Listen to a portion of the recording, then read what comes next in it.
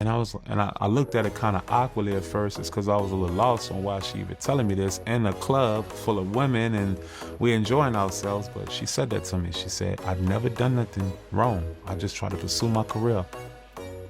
And a couple years later, she sued him. To the charges, there's nothing that the government said in their presentation today that changes anyone's mind about anything. We believe in him wholeheartedly. He didn't do these things. This was a 10-year relationship. There's no coercion, there's no crime. So did Cassie really give the green light for those infamous freak-off tapes? Diddy and his lawyer are adamant that Cassie was fully on board and that there was no coercion involved. They've even requested copies of the tapes from the feds. But the government has been playing hardball and refusing to hand them over. This secrecy is raising some serious eyebrows. Why the holdup? Things got even more heated when Judge Aaron Sabarian dropped a bombshell statement, causing the internet to buzz with the idea that Cassie might have lied about the whole situation. Buckle up, because this story is about to flip the script. At this point, it's tough to know who's telling the truth, Cassie or Diddy. But don't worry, I'm not here to sway you. I'll let you decide for yourself by the end of this. To break it down, Diddy is facing allegations of kidnapping and coercing women into certain activities, sometimes using firearms and threats of violence. According to the indictment, Diddy even arranged for male workers to be transported across state lines or internationally, with women allegedly given drugs like ketamine, ecstasy, and GHB. Afterward, some participants required IV fluids to recover. Diddy's lawyer, Mark Agnifilo, is determined to get to the bottom of these explosive claims. He's requested the feds show him the evidence, and when watching the tapes, he came out swinging, claiming that they don't show Diddy committing any crimes. Agnifilo wrote a letter to the judge, saying that contrary to what the government is leading the court and public to believe, these freak-offs were simply private, consensual activities between adults in a long-term relationship, just like many couples might film intimate moments in their own bedrooms. He also pointed out that the videos don't show parties, hidden cameras, other celebrities, or anything sinister. The real question, according to Agnifilo, is whether Cassie, referred to as Victim 1, was truly a willing participant in her private life with Diddy. He even took it a step further and asked the male workers if they were ever coerced into doing something they didn't want to do, and they all said no. Now let's think about this for a second. If Diddy and his legal team had seen anything criminal in those tapes, wouldn't they have folded by now? But instead, they're sticking to their story, claiming they've done nothing wrong. So, why is the government holding on to these tapes? Are they planning to drop a bombshell in court, or is there another reason for the secrecy? Mark Agnifilo isn't some rookie lawyer, he's a seasoned pro. If he saw anything in those tapes that could hurt his client, he'd be singing a different tune. Instead, he's confidently defending Diddy, which is making some people wonder, is Diddy really innocent, or has he just been unfairly targeted?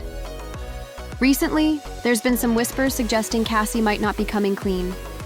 Her former bandmate Chopper even spoke out, claiming he saw Cassie leave her ex for Diddy because she wanted a boost in her career. In his words, Cassie did what pretty crazy girls do. So what's the real story here? Is there more to the tale than meets the eye, or is this just a matter of conflicting personal agendas? I'll leave it to you to decide. You know, because it's like we went to school together practically. The Diddy camp, did it, bad boy college.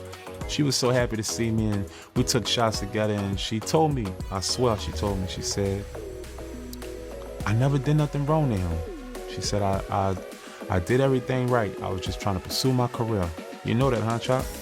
And I looked at it kind of awkwardly at first. It's because I was a little lost on why she even telling me this in a club full of women, and we enjoying ourselves. But she said that to me. She said, I've never done nothing wrong.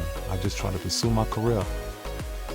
And a couple years later, she sued him.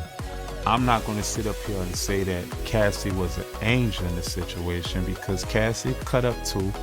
Cassie was being, she was doing what cute, crazy girls do too. So let's not discredit situations and relationships. You can't make it seem like somebody's just a villain walking around just batting people and people up. I don't think it went like that. from what I've witnessed. All right, we just heard from Cassie's former bandmate, and we can't just brush off what he said. He might be onto something, right? His perspective is clearly a big reason why Diddy and his lawyer are holding their ground. But hold up, because the plot thickens even more. Diddy's lawyer isn't just claiming that there was no coercion in what he saw in the tapes. Now he's also requesting copies of the infamous freak-off tapes to prepare for Diddy's trial on May 5th. Sounds reasonable, right? But here's the kicker. The feds are refusing to hand over the tapes. Why? Because Cassie reportedly asked for her privacy to be protected. Okay, fair enough, but let's keep it real. This is about Diddy's privacy too. Don't you think he needs those tapes to build his defense? Now let me be clear. I'm not here to say Diddy's innocent just because of the size of the allegations against him, but some people are starting to see his side. After all, his legal team does have some valid points, and that's why more people have started to support him. But the real drama started when the judge weighed in on whether or not Diddy would get access to the tapes. And let me tell you, the ruling has people talking. Judge Suberman made it clear that Diddy and his team would not get the tapes. The judge stated that the prosecution had raised concerns about the potential risks to the privacy and safety of the alleged victims if the tapes were handed over freely.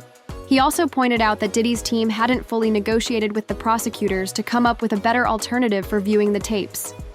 The judge said that Diddy would need to make a stronger case if he wanted access to the videos, and should be prepared to explain why he needed them, despite other viewing options being available. Now, this ruling has stirred up some serious debate. Some people think the judge is just being rational, trying to protect privacy and safety, but others are calling it biased, questioning whether the decision is fair.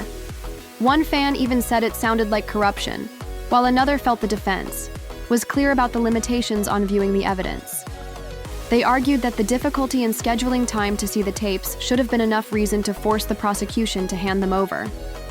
And then there's the more cynical viewpoint, with some saying Cassie knew exactly what she was doing and everyone involved, adults making adult decisions, was just out for money and fame.